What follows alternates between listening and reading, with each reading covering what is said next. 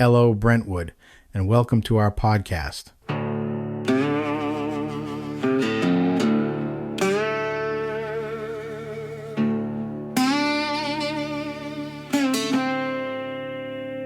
Well, gather round, folks. It's time to take a stand. Brentwood Joe's Town Hall. Let's lend a helping hand. What's going on in town? I wanna hear. Sorry I have been absent for a couple weeks. We went for our yearly vacation. This year it was Moosehead Lake. What a beautiful place. We went and walked the trail through the B-52 crash they had up there in 1963 on Elephant Mountain. Unfortunately, unlike our B-52 crash, which all the crew survived, 7 crew members lost their lives with only 2 survivors. It is a pretty somber and sobering reminder of the dangers our servicemen and women face daily. How was the daddy-daughter dance? We are very happy for all the dads and daughters who were able to create those memories. We hope you all had a fantastic time. Today, I am wondering how you all feel about the Hampton Beach casino being knocked down and replaced by a huge complex with condos, shops, and a new concert venue. I know it's not Brentwood, but it was a big part of summer for those of us who grew up in the area. Cruising the beach in our parents' cars if we were lucky enough to have permission to borrow them after we got our driver's licenses. Skee ball in the casino, the mini golf upstairs, the shooting gallery downstairs, and the old-timey picture booth. The concerts and shows we have seen in that 100-plus-year-old building. I, for one, am going to miss the nostalgia and memories of that building. I would love to know how you all feel about it. Please leave your thoughts on the Facebook page. It might spark some fun conversation. To say we had a couple of tumultuous select board meetings while I was gone would be an understatement. Town employees were very concerned that the current handbook policy, if implemented correctly, would result in large increases in the health insurance plans. The select board chair asked that we focus on moving forward rather than argue about how we got here. The meetings got a little tense in some spots. So in the interest of town unity, we feel it would be a disservice to all involved to rehash those meetings at this point, since a lot of understanding on all points involved has come from conversations that have been had since those meetings. We feel that the board chair is spot on with his thought of moving on and finding the solutions we need together. If anyone feels the need to look further, those meetings are on the town's YouTube channel. Thank you. Now we will take a look at the select board meeting held on the 30th of September 2025.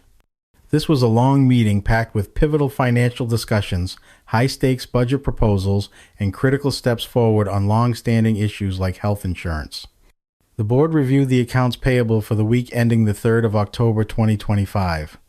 These included $47,943 in payroll, $12,526 in payroll taxes, and $82,637 in general accounts payable.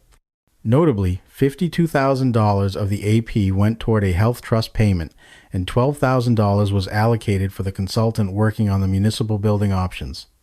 A motion to approve the accounts payable passed unanimously. The consent agenda, which included the recreation manifest and building permits, was also reviewed and approved. The bulk of the early discussion centered on impact fees, brought up by Treasurer Ambrose Kizza. He was asked to present after a resident at a previous meeting raised an incorrect figure regarding collected fees. Mr. Kizza clarified that an impact fee is charged for land use or development to ensure that new incoming residents contribute toward capital improvements. These improvements can include the recreation center, library, or schools. However, the treasurer pointed out that 55-plus developments do not equitably contribute toward school fees. The board was reminded that the planning board determines the impact fee amount based on an extensive study currently utilizing the 2022 update. For the current year, $111,174 has been collected. Of that amount, $97,000 has been distributed. The majority of this year's collection comes from the River Run development. A board member asked about the distribution process. Mr. Kizza explained that fees are deposited into the general fund and then removed to be distributed to separate escrow accounts held by their respective departments, such as the library and the police department. Mr. Kizza compared the current collection of $111,174 to the previous year's collection, which was approximately $124,000. He assumed the resident who cited a $600,000 figure was likely referencing a cumulative total collected over the past 6 years. A significant concern was raised when discussing how the funds are allocated among departments. This is determined by the planning board based on a specific schedule within the consultant's report. According to the distribution schedule shown, recreation and the fire department receive around $20,000 each. The library receives $16,000, and the police department receives a substantially smaller share, only $8,800. One board member called this police allocation absurd and noted that the schedule needs to be amended, although that responsibility falls to the planning board. Mr. Kizik confirmed that impact fees must be used strictly for construction or improvement of municipal capital facilities necessitated by new development. They cannot fund salaries or upgrades for existing populations. Examples of appropriate use cited were purchasing body cameras or a live scan machine necessitated by a new development. Ultimately, the discussion confirmed that the money collected, $111,174 this year, and distributed $97,000, was in line with historical trends, addressing the initial resident query, but it opened up a broader conversation about the fairness of the distribution schedule. Moving on, the board addressed administrative efficiencies. Jillian proposed a new rate of pay policy requiring a single form for all employees, signed by the employee, their supervisor, and the select board. This change formalizes accountability, as historically, only the department heads signed these forms. The policy was approved, with suggestions to tweak the accompanying form to include the date and potentially a budget recap version. Recreation Program Coordinator Jason Gagnon then updated the board. He reported a vacancy on the Recreation Commission following John Gary's resignation in August. The board directed the commission to recommend an alternate to fulfill the remaining term, which ends in March 2026. Gagnon also presented the commission's recommendation for trick-or-treat hours, October 31st, Halloween, from 6 to 8 p.m. The board approved the motion to set these hours. Finally, Gagnon was tasked with inspecting the bleachers at the far field, which were reported to be in rough shape and potentially unsafe. The Haunted Walk event was canceled for the year due to staffing issues. The conversation shifted to the 2026 budget process. The Select Board Chair noted that the total budget increase currently looks like 9.5%. The board agreed on the crucial need for more detail in budget requests, specifically regarding wages. A previous request from the chair of the Budget Committee outlined required information, including employee name and position, current salary or hourly wage rate, the percentage recommended increase, and eligibility for New Hampshire retirement and town benefits. Board members argued this level of detail is necessary to judge the reasonableness of proposed wage line items, which currently often appear only as a single wages line. It was clarified that this information is public. A motion was ultimately approved to require this detailed salary information and justification for every non-salary line item, not just capital improvements. Motivated by the large initial increase, the board discussed setting a financial target. One member suggested level funding the operating budget overall, meaning cuts in one area could offset required increases elsewhere. Although acknowledging that 0% increase might be impossible given mandatory costs like trash, the board agreed on adopting level funding as a goal and a declaration for the budget process. This motion passed. The board then began reviewing 3 specific department budgets. Emergency Management. The request was $4,694, a minimal increase of $69 over the prior year's budget of $4,627. However, concerns arose because the department had historically budgeted funds for drills but had not used the money. The board questioned if 2026 would be a drill cycle, necessitating the funds. Due to the absence of the director, the budget was tabled to seek clarification on the spending history and the current status of the department's capital reserve. Conservation Commission. This budget was presented as level funded, a 0% increase. Discussion quickly focused on lines that had been significantly reduced from 2024 actuals, specifically audit expense $7,250 and easement monitoring $4,036 to negligible amounts in the current request.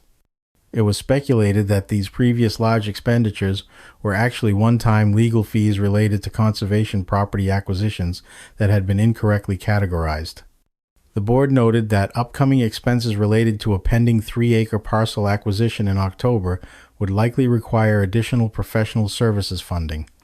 The budget was tabled until the commission could provide the newly requested detailed breakdown of professional services. Welfare. Interim Welfare Director Laura Hajar presented the proposed budget of $21,124, an 11% increase. Laura noted that the prior year's budget had been cut by $6,500 due to the availability of ARPA funds in the community, and the regional association line was reduced. Laura voiced serious concern over the complete lack of case records from the previous administrator, which is required by RSA 165 for 7 years, potentially putting the town at legal liability. Funding. The majority of the budget is split between direct assistance, last resort funds for immediate needs like emergency housing or rent, and community assistance, funding regional nonprofits like Meals on Wheels, who support residents. Laura explained that funding community assistance is generally more cost-effective than providing all services directly. Laura argued that the increase is necessary because ARPA money is drying up, and she has received applications from several groups, including the local food pantry, that have never needed town funding before. Despite some concern that the $3,000 line for direct assistance was historically underspent, Laura reminded the board that the town is legally required under RSA 165 to spend whatever is needed should a great emergency arise.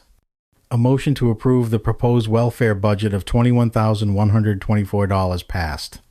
In old business, Jim Hajar, chair of the Budget Committee's Health Insurance Subteam, delivered a report focusing on collaboration and moving forward.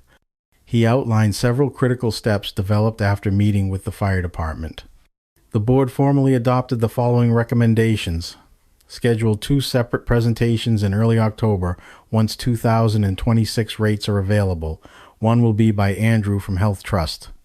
The second will be by an independent consultant, Sean Caron, detailing options and rates for the town to go direct to Anthem. This alternative gained traction after news that the state's other large risk pool, School Care, reported a significant shortfall. Establish a health insurance task force immediately, consisting of 2 select board members, 2 budget committee members, and at least 3 town department heads or staff. The task force will spend October reviewing all plan options and recommending whether the town should remain with Health Trust or switch to Anthem Direct. They must also determine which specific plans and possible cost-saving improvements, like FSA or HRAs, should be implemented. The finance director will produce a financial impact summary based on the task force's recommendations, leading to the final 2026 health insurance budget appropriation. The select board approved these recommendations. Board members Bob and Letty volunteered to serve as the select board representatives on the task force. The board confirmed that Bob would draft the town administrator job description quickly in preparation for upcoming interviews. Interviews for the police chief position are underway. The planning board recently discussed zoning changes along Route 125 to permit multifamily housing. Consensus was reached on 6 units per building as a profitable and reasonable density, with an ordinance moving forward that would require a set-aside affordable unit. With no further public comment, the meeting concluded with a motion to move into non-public session to discuss personnel and hiring. We have a quick but important public service message. The New Hampshire Division of Forests and Lands has advised all communities to suspend outdoor burning activities statewide because drought conditions continue to worsen. In response, the town of Brentwood has enacted a suspension of all outdoor burning until further notice. This includes seasonal burn permits. Officials report daily fire danger levels have ranged from high to very high due to minimal, measurable rainfall this summer and extreme drought conditions. Residents are urged to comply with the burning restrictions to help prevent potential fires. Authorities say a formal announcement will be issued when the burn ban is lifted. This week's shout-out goes to my wife Cindy for putting up with all the time I didn't realize it was going to require to do what I thought would be a simple podcast. We actually have to edit these things so that they make sense. At the same time, I have to give a shout-out to Mike at Cry Out Media Creations for putting up with me and helping me along with the podcast. Without him, it would never have happened. If anyone is interested in starting a podcast, give them a shout. You won't be disappointed. Brentwood Joe's Town Hall podcast is produced and brought to you by Cryout Media Creations, your go-to team for AI audio and video magic. From promotional spots to custom voiceovers, marketing, and entertainment, we make your ideas come alive. Visit cryoutmediacreations.com and tell us about your vision. Please get those shout outs to me. I would love to acknowledge any accomplishments or anything else anyone would like people to know. We are a small town. Let's take advantage of it and get to know and celebrate our friends and neighbors. We have great friends we haven't met yet living right around us. On Wednesday, October 15th, the Brentwood Historical Society will join the Recreation Department in hosting the Young at Heart Luncheon. The BHS will welcome guests beginning at 11 a.m. with a Thanksgiving turkey buffet and all the trimmings to follow at noon. The Historical Society Museum is located at 140 Crawley Falls Road. The building has modified accessibility and is climate controlled. If you are interested in joining the Brentwood seniors, please send an email to recprograms@brentwoodnh.gov. The Pilgrim UCC Food Pantry is asking the community for help keeping its shelves stocked as prices rise for everyone. Volunteers say the pantry runs low quickly on certain items and currently needs donations of ground coffee, tea, canned fruit, shelf-stable milk, canned chicken, tuna, canned tomatoes, peanut butter, jelly, canned pasta, toothbrushes, toothpaste, laundry detergent, and shampoo and conditioner. The pantry also welcomes financial contributions. Checks can be made payable to Pilgrim UCC, with food pantry noted in the memo line. Those in need of assistance are invited to visit the food pantry at Pilgrim United Church of Christ, 197 Middle Road in Brentwood. It is open Thursdays from 1 to 3 p.m., or callers can request alternate arrangements by contacting Linda at 603-321-7724. It is quickly approaching that time of year. Let's make it a good one for everyone. As always, let's be mindful of our first responders and military. They put themselves in harm's way every day so that we can have the freedoms we have. If you see them, let them know how grateful we are.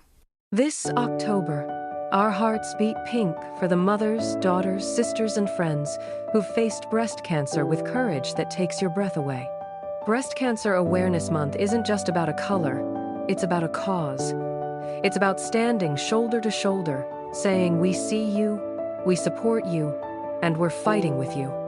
So this month, wear that pink ribbon loud and proud. Schedule your screenings. Tell your loved ones to do the same.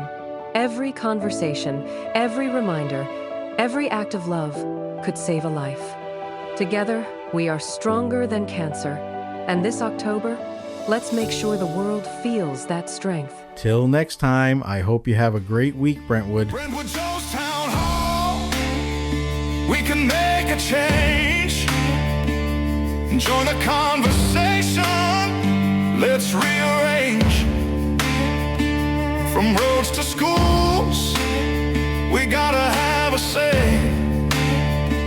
Together we'll rise. Let's brighten the day. So tune in, participate. We'll make a mark. It's more than a podcast, it's igniting the spark.